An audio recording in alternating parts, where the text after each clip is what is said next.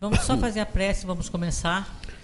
E aí nós estamos bem intencionados, porque viemos aqui em busca de um pouco mais de conhecimento, aprender sobre o que essa doutrina nos passa, para confirmar o que nós temos na nossa consciência, que são as leis de Deus, e quando a burlamos, nós sabemos que nós estamos agindo errado.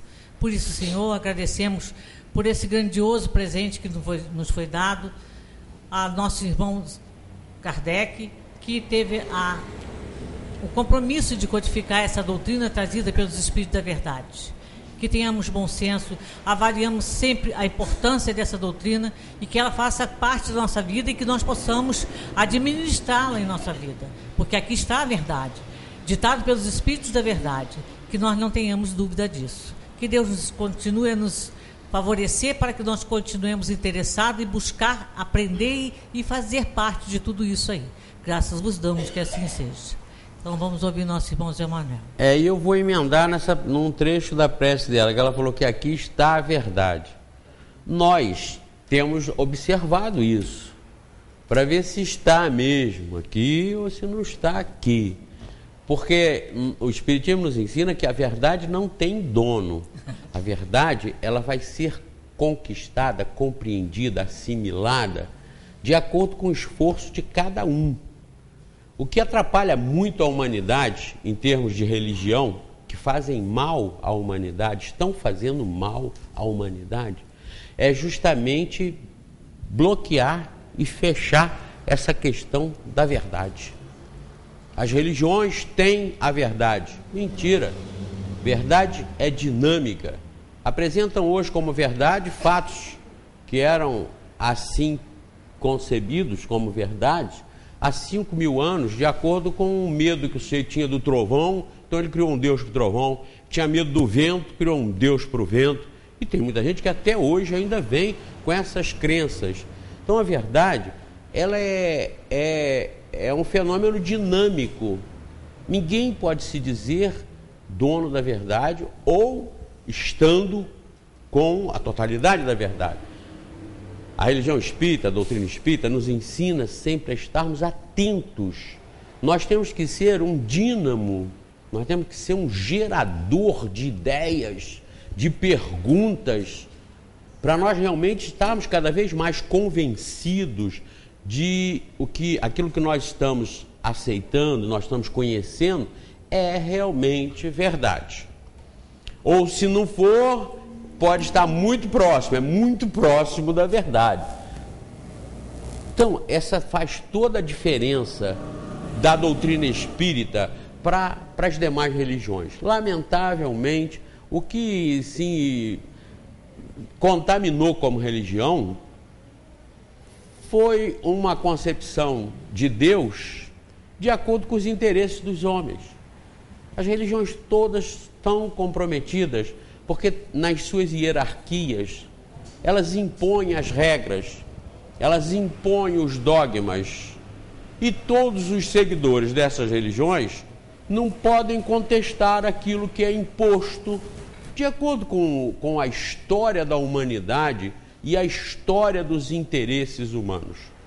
Eu vi na televisão esses dias uma apresentação naquela rede adventista, Canal 23. Não foi na Canção Nova. Era um teólogo, professor Felipe. Eu gosto até de ouvi-lo, assisti-lo, porque ele conhece muito catolicismo. E eu, por isso, gosto de ouvi-lo. Porque eu gosto de ouvir pessoas que conheçam as outras religiões, para ver se elas me convencem, ou se elas me trazem alguma coisa diferente, que a gente tem ainda alguma dúvida. Então eu estava assistindo o professor Felipe e ele estava falando sobre a importância de se aceitar essas verdades da igreja sem contestação. E outra coisa, ele estava mostrando em todo um período do programa a inquisição feita pelos protestantes, dizendo que não foi só a Igreja Católica que fez inquisição, que queimou gente, que matou gente, não. O protestantismo também matou muita gente, queimou muita gente. Aí citou várias situações históricas em que a Igreja protestante cometeu matanças. justificando que a Igreja Católica também cometeu as matanças delas, que era matança de lá, matança de cá. Isso não está em discussão em termos de se entender Deus hoje. Isso foi um passado que é repudiado por todo mundo, inclusive por eles. Ninguém pode sustentar que foi uma coisa muito importante e nobre a sua religião ter eliminado 1 milhão de infiéis. Ah, mas eram infiéis. Quem são infiéis? São todos nossos irmãos, nós somos todos irmãos. Nós muitas vezes somos piores do que muitos infiéis que tem por aí. E a gente se dizendo tão fiel, a gente se dizendo tão crente em Deus, crente no cristianismo, e no entanto, às vezes, no fundo, a gente tem um coração pior do que os infiéis que andam por aí. Então eu estava assistindo ele falar sobre essa questão da fé indiscutível. É uma questão de fé, não se discute, mas o Espiritismo, eu falo aqui sempre, eu tenho falado para vocês, o Espiritismo é diferente disso tudo. O Espiritismo, por isso até tem umas correntes aí que insistem, até comigo, através do programa de televisão, pelo YouTube, eu recebo às vezes comunicação do mundo inteiro, e tem alguns que contestam. Eu fazia a abertura do programa dizendo filosofia, ciência e religião, porque eles dizem que não é religião, não mistura Espiritismo com religião, Zé Manel, porque atrapalha. O Kardec, até quando surgiu o Espiritismo, chegou a dizer, não é religião, é uma filosofia com consequências morais. Ou seja, um conteúdo de ensinamentos que constitui doutrina, um conjunto de informações, de ensinamentos, que aqueles que seguem esses ensinamentos, conhecem esses ensinamentos, terão como consequência uma transformação moral, fatalmente. Por quê? Religião virou sinônimo de mercado, de comércio, de negócio. O mundo, infelizmente, o mundo é assim. Não adianta nós estarmos revoltados, e nem eu estou aqui pregando a Inquisição contra eles. Não, porque são contra todos nós. Nós somos a essência do erro na Terra. Se não tivesse esses bichinhos na Terra, a Terra seria uma beleza. Eu já contei uma historinha aqui para vocês, que quando Deus estava fazendo essa maravilha aqui, beleza? Os santos ficaram olhando, né? E ficou o Criador arrumando isso, botou água nessa parte toda, fez esses continentes, depois espalhou florestas, espalhou muita riqueza, muito ouro, muito diamante, botou petróleo para infernizar um lado de cá, o outro lado de lá. Então está montando. E isso disse que os santos de lado, assim, tudo lá num canto, olhando. Aí um falava para o outro, vai ficar melhor que o céu. Está ficando melhor que o céu. E todo mundo lá no canto. E Deus lá completando, fazendo a arrumação e tal, ajeitando. Botou um bocado de gelo aqui, olhar. Aí eles lá no canto catucavam o outro e falavam assim, vai ficar melhor que aqui o céu. Está ficando melhor que o céu. Até que quando ele terminou, ele falou, bom, pronto. Aí eles elegeram entre eles um para falar com o Criador, né? Para protestar. E aí ele foi lá com muito respeito, falou, Altíssimo, sua santidade fez um mundo melhor que aqui, o nosso céu, o nosso paraíso. Nós não podemos concordar com isso. Ele falou, qual? Esse aqui que eu fiz? Ele falou, sim, olha que maravilha. Ele falou, sim, filhinho, mas vocês agora esperem que vocês vão ver os bichinhos que eu vou botar aqui, morando aqui, vocês vão ver que inferno que isso vai ficar. Foi o que aconteceu. Colocou nós todos aqui, 7 bilhões, e isso virou um inferno. De tão lindo, tão belo, virou uma desgraça. Terminou agora, anteontem, uma conferência internacional do clima, não é? Em que todos, com certeza, não se entenderam.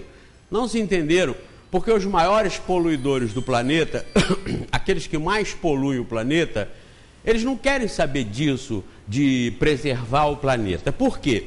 A poluição é justamente uma consequência da atividade exacerbada, intensificada da industrialização, da transformação da matéria-prima em utilidade com o objetivo de satisfazer as necessidades humanas. Ora, a industrialização e a produção é que geram as riquezas dos países, as riquezas dos povos. Então, quanto mais produz, mais rico. Mas quanto mais produz, mais polui.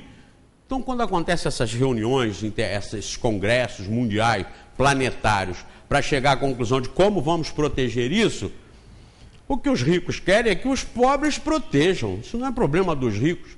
Eles não diminuem em nada o índice de poluição deles, não diminuem em nada em benefício do planeta. Em benefício do planeta. Está lá. O Canadá se retirou, tirou o nome dele. Risca aí que nós não participamos mais disso. Estados Unidos não assina, não concorda. A China não concorda, que são os dois maiores poluidores do planeta. Enfim, aí vai para os países mais poluidores realmente do planeta, a Europa toda praticamente. Eles não querem saber disso, porque não se pensa no semelhante. Eu já disse, lembra que acho que foi na terça-feira passada, eu falei, aqueles homens de preto, bonito, cabelos grisalhos, todos altos, aquelas mulheres também altas de preto, sérias, cabelos grisalhos, com aqueles carros pretos, com aqueles seguranças abrindo as portas, já viram aquilo? Você fica olhando assim, essa reunião agora que está para salvar o euro particularmente, você pode ver isso. Você olha aquilo assim, meu Deus, eles vão salvar o planeta. Não nada, eles querem salvar o deles. Querem salvar o deles, não tenham dúvida disso. Eles não estão preocupados se o Raul Sertã aqui tem mercúrio para passar. Agora é Povedine, né? Mercúrio acho que nem existe mais. Se tem mercúrio ou não tem mercúrio, cibalena ou não tem cibalena, ainda tem cibalena? Renatinho lembra de cibalena? E quem lembra de Veramon aqui? Você lembra, mas quem mais lembra? Veramon. Você lembra, Emílio? Veramon era um remédio que lá em casa tomavam tanto que eu era bebê, mas eu aprendi o raio do nome Veramon.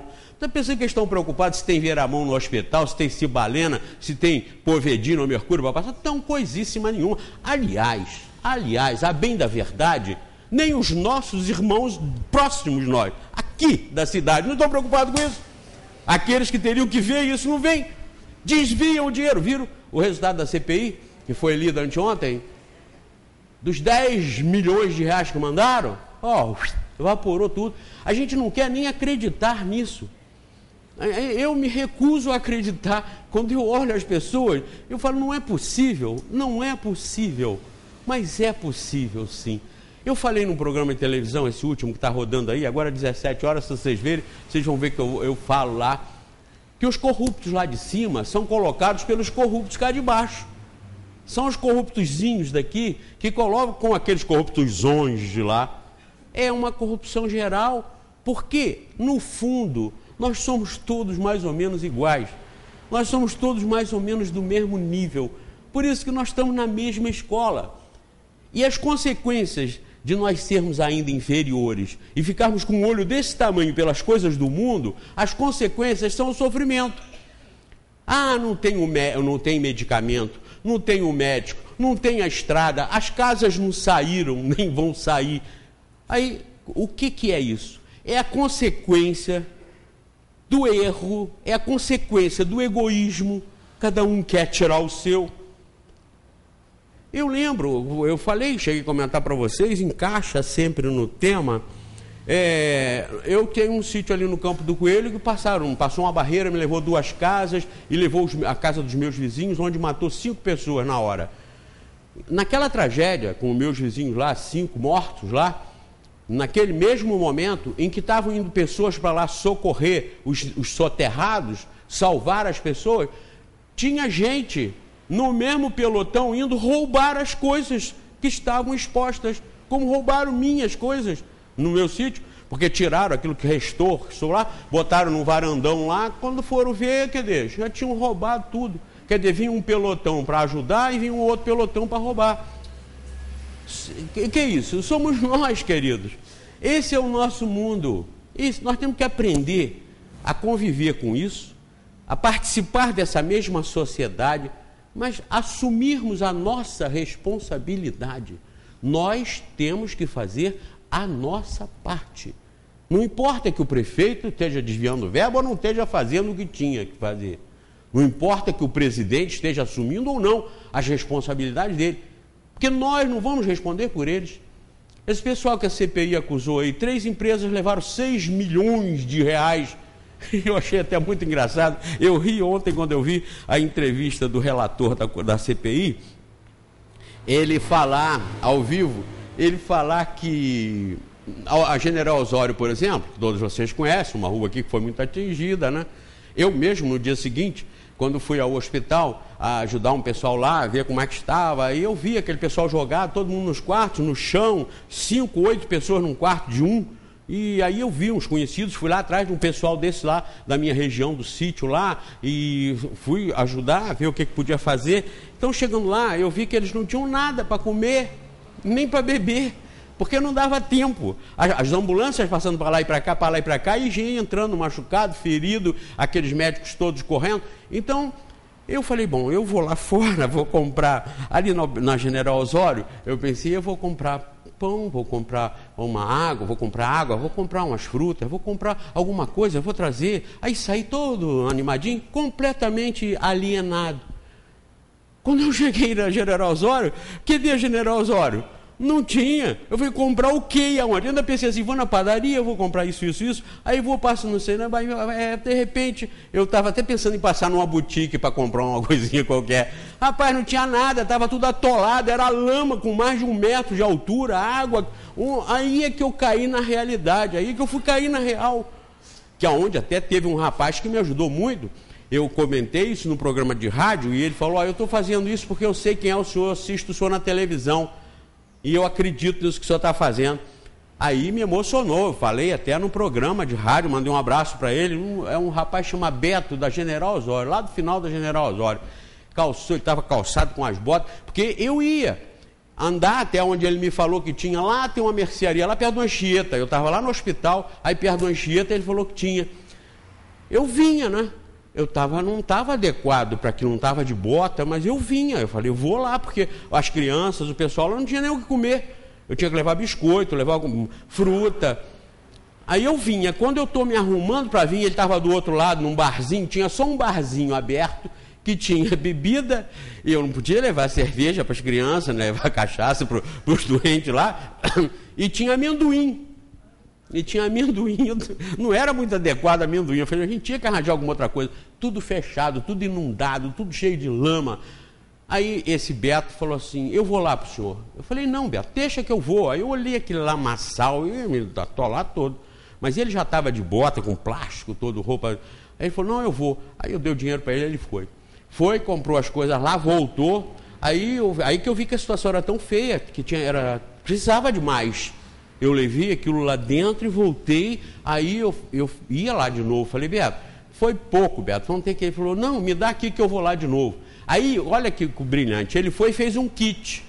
Ele fez bolsas separadas, com água, com biscoito, com Nescau, aqueles Nescauzinho, com aquelas alimentações assim de imediato, de emergência, né? E ele compôs aqueles kits com o dinheiro que eu tinha dado para ele, ainda botou um bocado dele, bonito, né? Voltei. Mas o que isso tem a ver com a CPI, com o relator ontem? Tem a ver que ele falou o seguinte, que naquele dia que eu estava lá passando aquele perrengue lá para comprar aquelas coisas, uma empresa recebeu um dinheirão para desentupir os bueiros e atestou como desentupidos os bueiros. Se a lama estava 1 metro de altura na rua, que nós não podíamos nem andar na rua, como foram desentupidos os bueiros? É triste, não é? Mas vejam bem, os nossos irmãos que fizeram isso, eles podem fazer isso? Podem, tanto podem que fizeram. Mas devem? Nunca. O espírita, ainda que não seja um santo, ele tem a convicção, através da reencarnação, que ele pode fazer, mas não vai ter Jesus que o salve. Não adianta se entregar para Jesus porque não resolve o problema. Ele vai ter que se acertar com a vida, ele vai ter que se acertar com a consciência, e ele não vai fazer isso. Isso não somos nós, os que reencarnacionistas, espíritas, que dissemos só, não. Cientistas que pesquisam a reencarnação e que fazem uma extensão da realidade da reencarnação para a vida social na Terra, eles concluem que quando a reencarnação for uma crença ordenada no planeta, acabam-se as guerras, acabam-se as violências, acaba-se a corrupção, acaba-se a agressão, acaba a injustiça. Então vejam como é importante divulgar a reencarnação. É tão importante que na missão dos espíritas no capítulo 20 do Evangelho segundo o Espiritismo, está lá: ide pregai o novo dogma da reencarnação e a transformação das pessoas por corrigirem as suas más inclinações, as suas más tendências. Ide pregai o novo dogma da reencarnação. Por que os Espíritos falaram o novo dogma? Porque a reencarnação é tão velha quanto o mundo. O novo dogma, que é a base, a estrutura da reencarnação no Espiritismo, é a reencarnação para o progresso constante e jamais admitindo a regressão do espírito que está no processo constante da reencarnação. Enquanto os hindus, enquanto outras doutrinas reencarnacionistas aceitam a reencarnação, mas aceitam que o espírito, por exemplo, humanizado, pode voltar a reencarnar como inseto, voltar e reencarnar como uma cabra, um besouro ou qualquer outra coisa, a doutrina espírita esclarece isso, elimina esse equívoco. É uma realidade a reencarnação, mas sempre para o progresso. Nunca uma inteligência no grau 7, por exemplo, no de 1, 2, 3, 4, 7, 8, 9, 10, nunca uma reencarnação do grau 7, aquela inteligência retorna e vá se caracterizar com o grau 6, 5 ou 4. Nunca. O indivíduo que foi muito rico, muito culto numa determinada reencarnação, numa determinada encarnação, ele pode retornar aqui, reencarnar de novo, socialmente numa condição inferior. Ele foi aqui um embaixador dos Estados Unidos na Inglaterra e de repente ele vai reencarnar como um lixeiro, um gari na EBMA, para sair correndo atrás do caminhão aí, para ele aprender uma porção de coisas que naquele ambiente que ele frequentou e que ele viveu como embaixador dos Estados Unidos na Inglaterra, ele não teve a menor condição de exercitar e de ser tocado.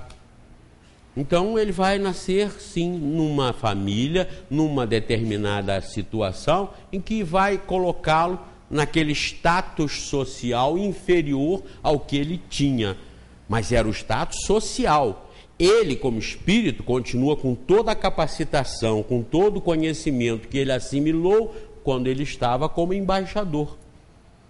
Então o espírito, mesmo que ele troque desse planeta aqui para um planeta inferior, ele não se rebaixa por isso. O panorama que ele vai habitar vai ser inferior, mais bruto e violento do que esse, mas ele continua com a mesma graduação que ele tinha aqui, tanto moral quanto intelectual. O enriquecimento do espírito não se perde, não se dilui. Por isso os espíritos esclareceram sobre a reencarnação essa função de sempre fazer o progresso. Ah, mas se o indivíduo estaciona, pode? Pode. Ele pode estacionar. Ele pode não sair desta encarnação que está acrescido de mais nada, porque ele relaxou mesmo. Ele deixou correr. Mas regredir não regride. É a lei, é a regra. Não há inversão no processo da evolução. Então a reencarnação que o Espiritismo apresenta é essa reencarnação aprimorada, essa reencarnação racionalizada, essa reencarnação que é a realidade do processo. Então, por isso os Espíritos disseram lá: ide pregai o novo dogma da reencarnação. É o novo. Aí vocês podiam pensar, mas dogma? Espiritismo não tem dogma? Espiritismo não tem dogma no sentido de fé. Não tem dogma de fé. Ele tem dogma de raciocínio. Não existe nenhum pressuposto espírita, postulado espírita, que não esteja sujeito a ser analisado, a ser esmiuçado e contestado, e modificado se for preciso. Então, o dogma espírita é diferente do dogma católico, protestante, dos outros dogmas, mas que são dogmas de fé e não podem ser modificados. É cláusula pétrea, o que seria de uma constituição, de um estatuto. Para as outras religiões, os dogmas são imutáveis. Para o Espiritismo não tem nada imutável, nada.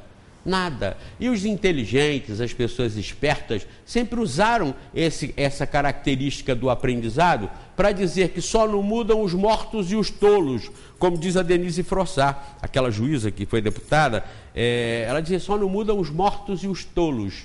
Mas nós, espíritas, sabemos até que mudam os mortos e mudam os tolos, porque os mortos de hoje serão os vivos de amanhã, como os vivos de hoje serão os mortos de amanhã, não é? Eu falei isso aqui, acho que foi domingo, domingo, quando eu comecei, e vou falar para assustá-los. Vocês nunca estiveram tão perto da morte como hoje. Hoje é dia 12, né? Anotem isso aí, 12 ou 13. Hoje é dia 13. Vocês nunca estiveram tão perto da morte, Isaac, como hoje.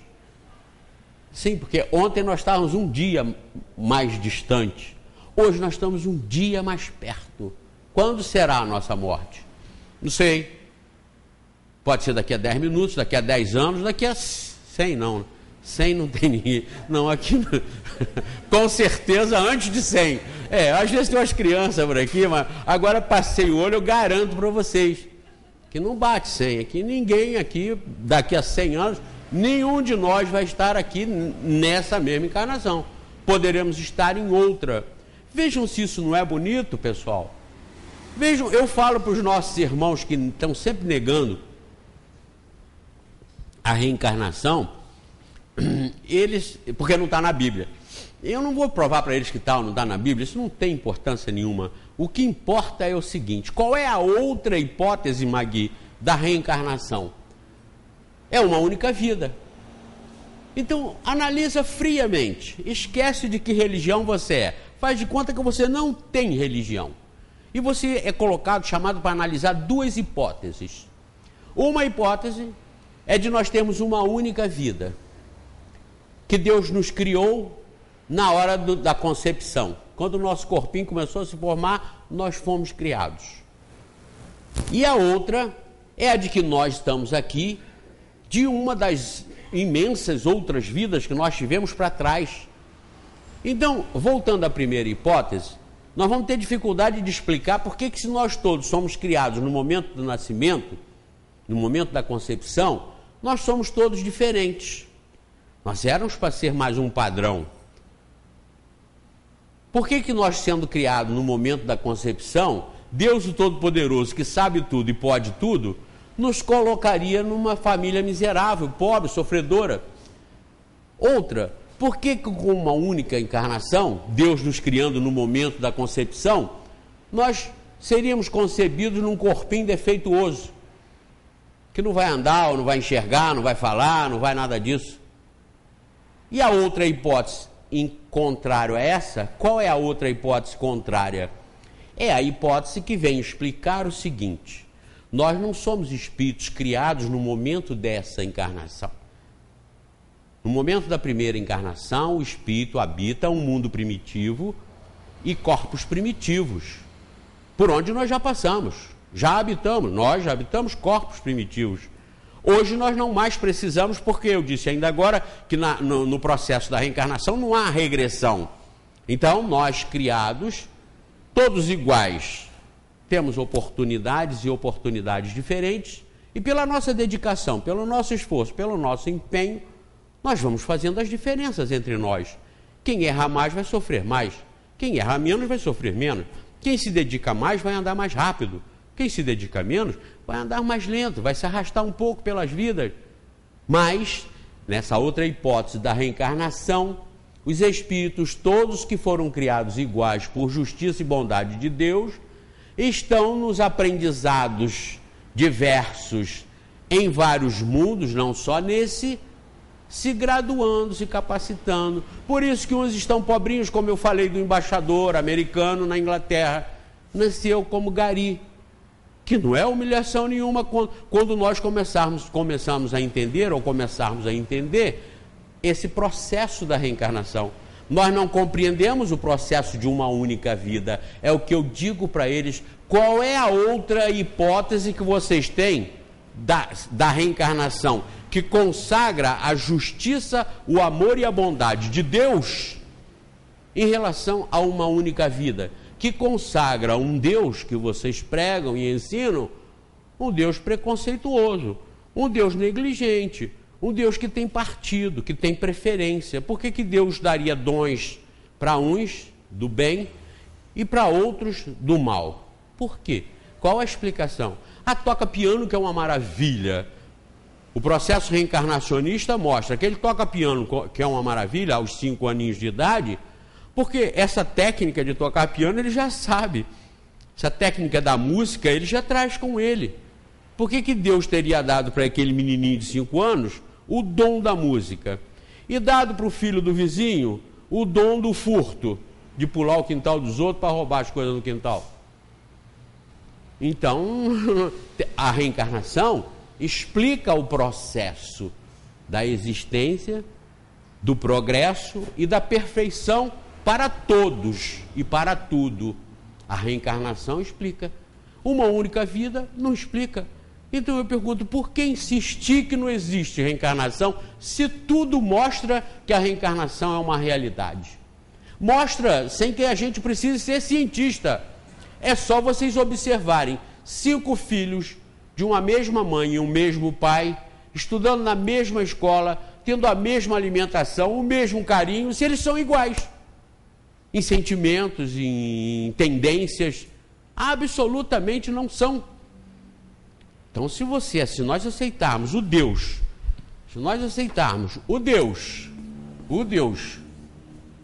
perfeito, ou a gente arranja uma explicação para se aceitar essa perfeição, ou então você não consegue mostrar que Deus é perfeito, não consegue mostrar que Deus é justo, sem a reencarnação. Como eu disse para vocês, Hans Rose é o autor de um livro, A Verdade sobre a Reencarnação, em que ele afirma isso. Quando a reencarnação for uma crença comum, o mundo muda, o mundo se transforma. E eu pergunto para vocês, por que as pessoas não aceitam a reencarnação? Porque uma grande parte não quer pensar nisso. Pensam mais no sofrimento. Quando caem no sofrimento, ficam mais fáceis de pensar nessas coisas. Quando está indo tudo bem, quando não tem tragédia, quando não tem dificuldade financeira, quando não tem dificuldade de saúde, não querem pensar nisso. Agora, por causa de os planetas aí, descobriram um planeta parecido com a Terra, é uma coisa que já está prevista. Olha, eu tenho matérias lá e já mostrei na televisão, que só nessa Via Láctea, nossa, Magui, só aqui, nesse conjunto de 400 bilhões de estrelas, tem maior do que 2 bilhões de terras. Olha só nessa vizinhança nossa, só na nossa vizinhança, no nosso vilarejo aqui, todo mundo junto aqui, existem mais de 2 bilhões de planetas semelhantes à Terra. Mais de 2 bilhões de terras. Eu mostro isso às vezes na televisão. Então, eu vi uma entrevista, o pessoal consultando na rua. Você acredita em mundos habitados? O sujeito que está sendo perguntado, ele muitas vezes nem pensou ainda que tem mundos, que não é só a Terra.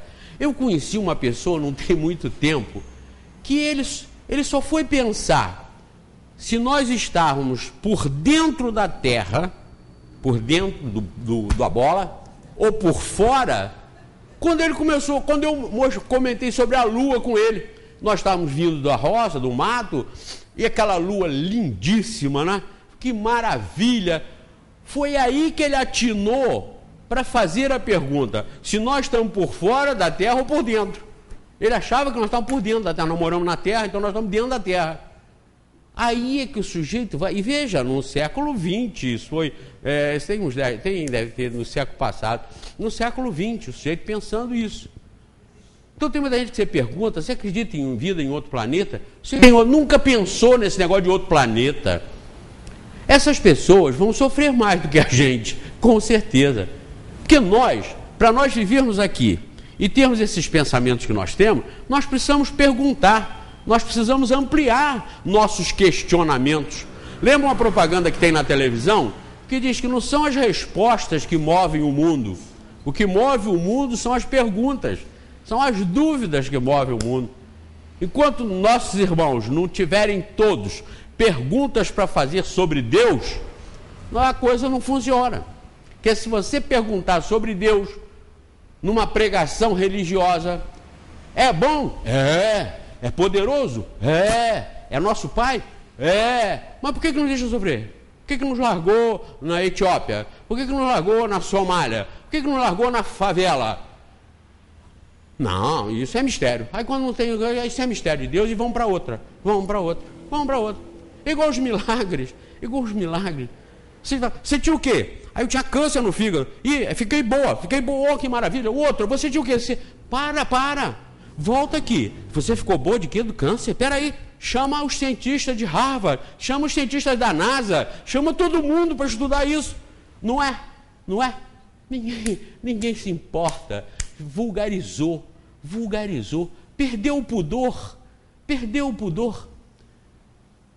Eu vi também essa semana a televisão mostrando: os pobres vão ser ricos, venham que todos os pobres. Alguém deve ter visto isso. No canal 20, no canal que eu faço também a propaganda. Quer dizer, é um choque. O espiritismo com as outras religiões é um choque. E as pessoas dizem: você arrisca demais. Tem gente que, de determinadas organizações de estudo, né, Luiz, que fala assim: olha, o que nós estudamos secreto, lá dentro de 4 paredes, e quando termina o estudo, a gente comenta, não fala, morreu aqui, acabou aqui. Você vai na televisão e fala, você é louco, porque é um choque. Se você for falar de espiritismo, doutrina espírita, não é acreditar em reencarnação, não é acreditar em psicografia, não. Ser espírita é conhecer essa doutrina. Doutrina é um conjunto de informações, um conjunto de inteligência para ajudar as pessoas. Tem várias doutrinas. Toda religião é uma doutrina. Nem toda doutrina é uma religião. A doutrina, por exemplo, capitalista é uma doutrina, mas não é uma religião. A doutrina marxista, a doutrina comunista, são doutrinas, mas não são religião. Agora, o catolicismo, o protestantismo, o budismo são doutrinas. E por que se chamam religiosas? Porque o conjunto desses ensinamentos que formam a doutrina, primeiro eles têm que estar harmônico. Você não pode ter uma doutrina que diz que o sujeito vai para o céu e vai para o inferno ao mesmo tempo, tanto faz, se azar de um, azar de outro. Você tem que ter a doutrina, para ela ser forte, ela tem que ser coerente. Ela não pode ter princípios que contrariem ela própria.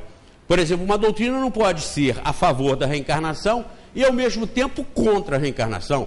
Por isso você não pode misturar espiritismo com catolicismo, espiritismo com protestantismo, espiritismo com coisa nenhuma, porque não encaixa. Mas a doutrina é esse conjunto de ensinamentos, de informações, que tem por objetivo, e por isso chama religião, quando ela é doutrina religiosa, de transformar o comportamento do indivíduo, fazendo dele um indivíduo melhor, sempre melhor, fazendo dele um indivíduo santo, se possível. Então, uma doutrina eficaz é essa doutrina que convence o indivíduo a se melhorar por conta própria, sem ilusões, que é o caso da doutrina espírita, e com ilusões, é o caso da maioria das outras doutrinas. Então bate de frente. Pregar espiritismo é bater de frente com tudo isso que está aí, porque o espiritismo é a solução, mas não é a solução para enriquecer os espíritas ou para salvar os espíritas, é a solução para modificar o planeta. O espírita não age para que seja bom para ele. O espírita verdadeiro, ele age para que seja bom para todos, porque sendo bom para todos, é bom para ele. Agora, sendo bom para ele, provavelmente não vai ser bom para todos.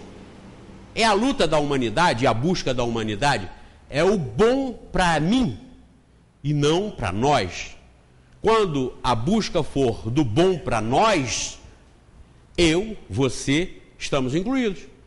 Agora, quando é bom para mim, vocês podem estar excluídos. É o que vem acontecendo na Terra.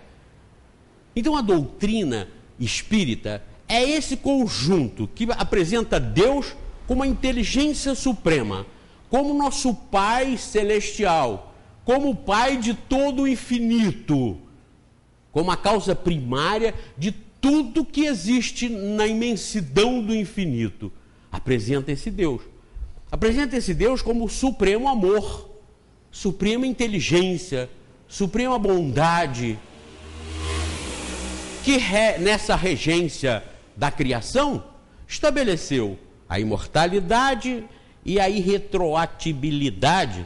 Gostaram? Não sei nem se isso daí deu certo. Irretroatibilidade da evolução. Ou seja, quem atingiu o grau 8 não volta para o 7. Quem atingiu o 9 não volta para o 8. Quem está no 2 não volta para o 1, mas vai para o 3, vai para o 4, vai para o 5. É perfeito. Isso é compatível com Deus, não? É compatível com o amor supremo. Porque que nós existimos diferentemente, nós sabemos. Que nós temos uns felizes e outros infelizes, nós sabemos. Que nós temos uns deficientes físicos e outros saudáveis, nós também sabemos. Mas como explicar isso? Aí é a doutrina espírita que vem mostrar que esse Criador não criou só para aqui. Ele criou para o infinito e criou tudo para a perfeição. Aqui é a nossa estação hoje. Aqui é a nossa estação hoje. Nós estamos parados nessa estação, no rumo da perfeição. Enquanto paramos na estação, nós não podemos deixar compromissos errados para trás. Você não pode parar numa estação e ir lá e assaltar a cantina, ou assaltar a lanchonete da estação, ou deixar de pagar o cafezinho. Você não pode, você não deve fazer isso. Se você fizer, você vai ter que dar a volta. Quando lá na frente os outros saltarem, você vai dar a volta e vai voltar para se acertar com o cafezinho, com as coisas que você deixou errado para trás. Então isso aqui é uma estação no rumo da perfeição. E nós que passamos por aqui, vejam a doutrina, mostra esse Criador de todo o universo e de todo o infinito, de todos os mundos e mundos habitados que existem só na nossa Via Láctea, maior do que 2 bilhões de terras só semelhantes à Terra. Para quem possa achar que, não, mas para ter vida tem que ser semelhante à Terra. Sim, pois tem. Até porque a Terra mesmo mostra uma infinidade de diversidade de vida, de condições de vida. Tem vida sobre a terra, tem vida debaixo da terra, tem vida sobre as águas, tem vida debaixo das águas. Já descobriram vida nas crateras, nas bordas, nas bocas dos vulcões. Então, nos desertos cruéis, como nas geleiras profundas, já descobriram sistemas de desenvolvimento de vida em todas as condições no próprio planeta, que mostram que essas condições se repetem em mundos que nós podemos olhar e estar pensando que aquilo lá é árido, não tem nada, e tem vida, porque aqui mostra que tem. Existe um cientista, foi prêmio Nobel de Biologia em 1974, vejam que tem tempo, hein? 1974, Christian de Duve foi um belga que foi agraciado com o prêmio Nobel de Biologia. Ele lá em 1974 já tinha o trabalho que o consagrou como prêmio Nobel, foi justamente os argumentos dele em favor da vida em qualquer parte do universo, em qualquer parte do universo. Porque o que aconteceu na Terra foi uma concentração da matéria universal. O que acontece em todos os planetas também é uma concentração da matéria universal.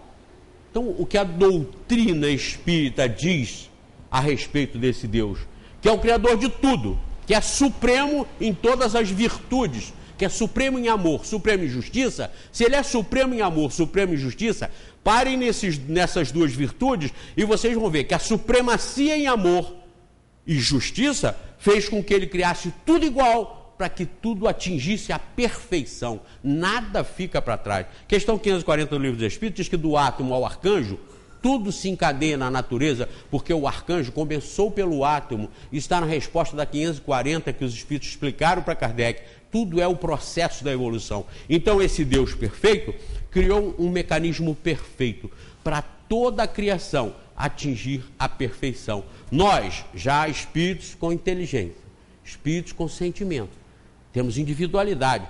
Nós vamos existir sempre. Não pensem que a morte vai nos apagar. Nós vamos existir sempre, aqui nesse planeta ou em outros.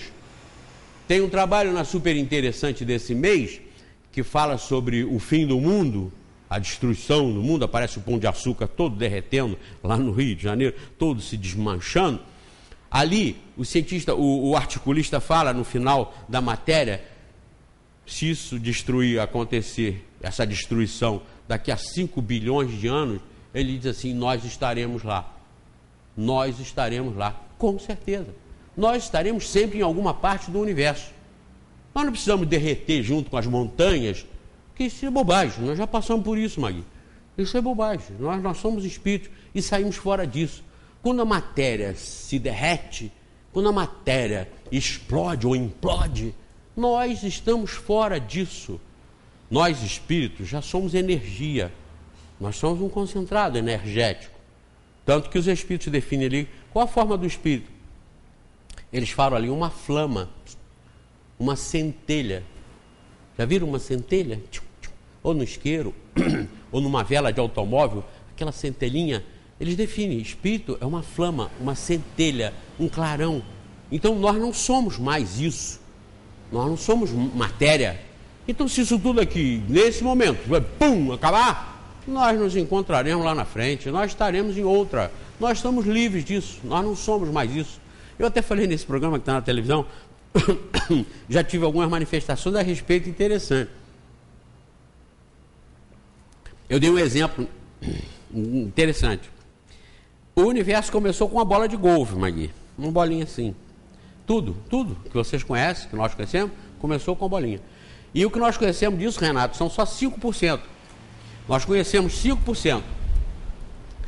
Nós conhecemos 5%. 5% é igual matéria detectável, matéria que nós conhecemos. 23% é igual a energia escura. Aliás, perdão, matéria escura. Matéria escura. E 72% é energia, aí sim, é energia escura. Isso dá igual a 100%, que é igual ao universo. Esse universo que nós habitamos, que é igual a esse universo que habitamos. Isso aí começou com uma bolinha desse tamanho. Não tinha nada. Pense, não tinha nada.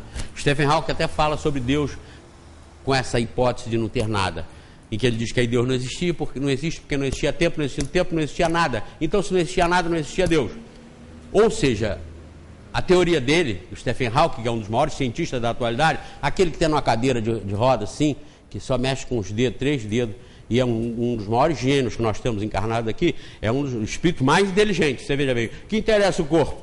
Interessa o que está ali, é o espírito. Que está ali para quê? Para aprender outras coisas. Ele está curtindo ali uma prova, ou uma expiação. Ele está ali pagando por alguns erros e sendo tocado para sair dali e se acertar com o universo.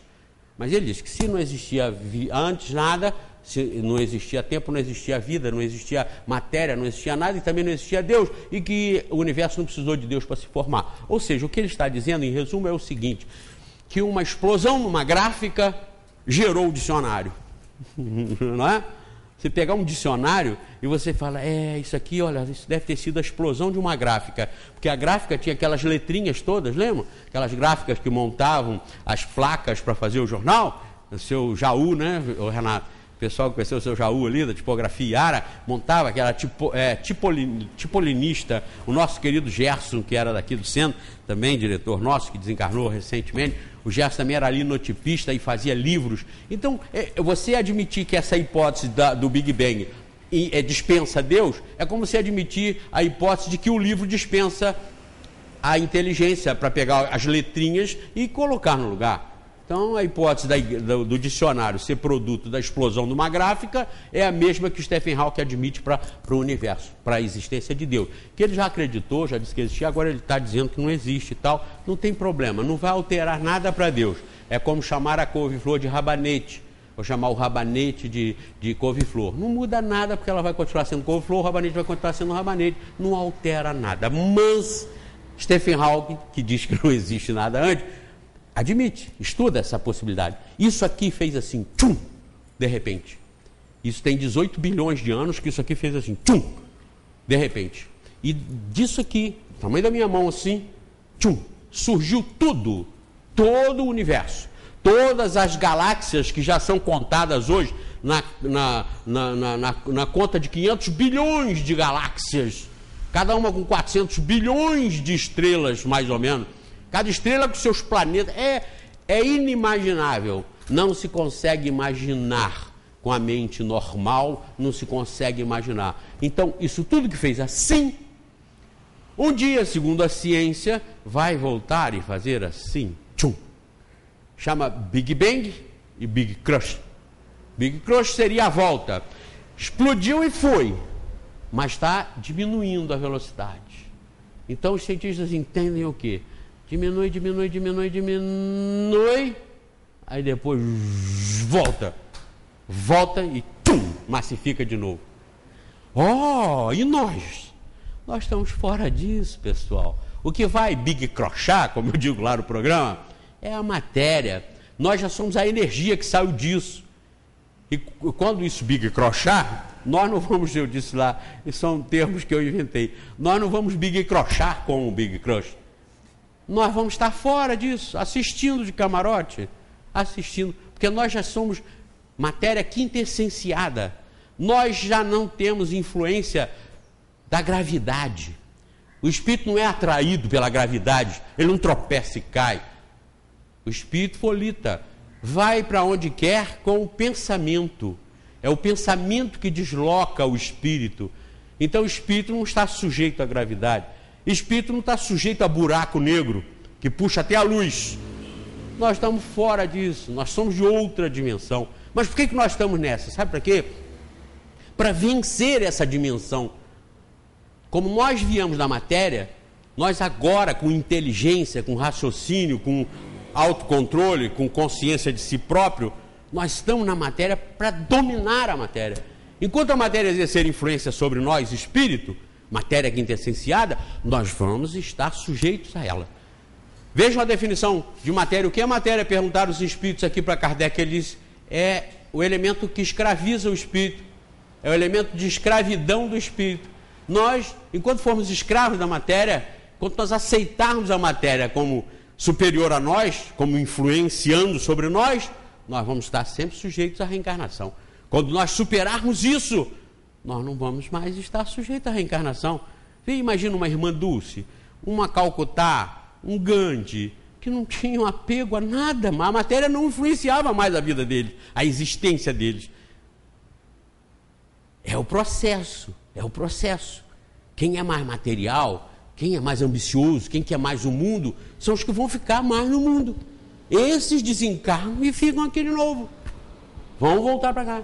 E vão ficar aqui enquanto estiverem agarrados aqui. Agora, quem já for vendo que isso aqui realmente não é o mais importante, quem já começar a conquistar a paz, independentemente do que tem, começa quando desencarna aqui, fica tão leve que ele já vai para tão longe que ele já solta isso e vai, aí já é levado pelas falanges espirituais de outros orbes, de outros universos, ele já vai sendo caminhado. Por quê? Porque ele já superou, ele já se desapegou. Então o desapego dele, o desprendimento dele foi tranquilo. Como do corpo também o espírito tem o mesmo processo. Se desprende do corpo logo assim que morreu? Não. Depende do apego ou desapego que tinha ao corpo, que tinha a matéria. Os mais apegados ficam ali, às vezes vão para a tumba junto com o corpo. Não largam. Vão ser, isso é um processo assistido. Não se preocupem, não vão ficar jogados para lá. Não, isso é um processo assistido. Se alguém cai na rua aqui, imediatamente não passam pessoas, param, alguém já imediatamente toca para o bombeiro, dali a pouco o bombeiro vem e nos socorre. Do outro lado, não se preocupem, nós vamos ter sempre socorro, mais eficiente do que aqui. Aqui pode não ter ambulância de plantão, pode não ter gasolina para ambulância, o motorista foi tomar café e não voltou, lá não acontece isso. Então nós estaremos sempre sendo assistidos. O que nós temos que descobrir é que não estamos aqui para perder tempo. E nossa estadia aqui não é para consertar o vizinho, não é para consertar os outros, é só para consertar a gente mesmo. Essa é a nossa missão. Nossa grande missão é consertar a nós mesmos. Não precisa nem falar para o companheiro, não precisa nem falar para a companheira, não precisa nem se preocupar com o vizinho, vai ver ou não vai ver. Faz dentro de você, faz dentro de mim, faz dentro de nós. Porque nosso juiz vai ser a nossa consciência e está tranquilo lá, registrado o que ela vai aceitar ou não, como sendo o que nós deveríamos fazer. Porque eu também acho que digo nesse último programa, estou com a influência dele hoje, nós não fomos feitos para mentir, nós não fomos feitos para errar, nós não fomos feitos para destruir, nós só fomos feitos para progredir, para a perfeição. É por isso, Magui, que o detector de mentiras é um aparelhozinho que, quando ele é colocado no indivíduo que mente, ele acusa. Por que ele acusa? Porque ele foi aprimorado com uma sensibilidade tamanha que ele acusa a reação da consciência do indivíduo que mentiu. Que qualquer um, quando mente, fere a própria consciência. Quando comete um crime, fere a própria consciência. Jamais ele conseguirá se livrar da consciência dele. Porque essa consciência é um espelho que não foi feito para coisas ruins, não foi feito para a mentira, não foi feito para o erro, foi feito para a perfeição. A harmonia da natureza estabeleceu essa criação, Deus estabeleceu essa criação para a perfeição. O que sai da regra da perfeição arranha, dói, machuca e tem que cicatrizar e voltar à regra da perfeição. Então, o julgamento nosso vai ser feito por nós mesmos. É a nossa consciência. É ela, inclusive, que vai determinar qual a penalidade que nós devemos sofrer. Porque nós vamos querer que seja assim. Por isso que do lado de lá nós escolhemos diferente. Porque nós escolhemos com a presença em vigor, espontânea e onipresente da nossa consciência. Então, nós sabemos como nos punir. As pesquisas atuais, como do Brian Weiss, da Elizabeth Kubler-Ross, do Raymond Moody, feitas com as pessoas que morrem e são analisadas e pesquisadas, a sua consciência continua provando a imortalidade da alma, eles provam que quando nós morremos, o que eles dizem lá é o que o Livro dos Espíritos diz aqui. Eu até no meu Livro dos Espíritos tenho escrito assim, nas questões, vida depois da vida. E lá no Vida Depois da Vida, eu escrevo assim, Livro dos Espíritos, questão tal, porque parece que o cara copiou do Livro dos Espíritos e botou no livro Vida Depois da Vida, onde ele diz que todos, quando morrem, encaram como que uma tela, onde é mostrado, onde repassa tudo que fez e devia e tudo que fez e não devia, onde a própria pessoa faz o próprio julgamento e pede a própria correção daquilo. Somos nós que vamos pedir. Então, com essa doutrina espírita, nos esclarecendo a respeito da vida e da morte, a respeito do universo, e a respeito da supremacia, do amor e bondade e justiça de Deus, nós temos uma ferramenta extraordinária para as nossas vidas. Continuemos sendo o que somos, mas procurando se conhecer e se modificar a partir desse conhecimento. Prestem bem atenção nisso. Estudar, volto a dizer para vocês, não é ler. Não me digam que vocês já leram o Livro dos Espíritos 5, 10 vezes que não estão dizendo nada. Estudar é com calma, com pesquisa, pensamento. Não precisa ser doutor em nada, mas precisa ter bom senso. Coloquem-se no lugar de Deus. Quando tiverem dúvida sobre isso, vem para Deus. Coloquem-se no lugar de Deus. E vocês perguntem, que são as perguntas que movem o mundo, como Deus faria? Como Deus agiria? Se eu fosse Deus, o que eu faria? E aí vocês estarão realmente aprendendo, realmente se conhecendo e realmente sendo capazes, nós todos, de nos modificarmos. Que Deus nos abençoe e até a próxima.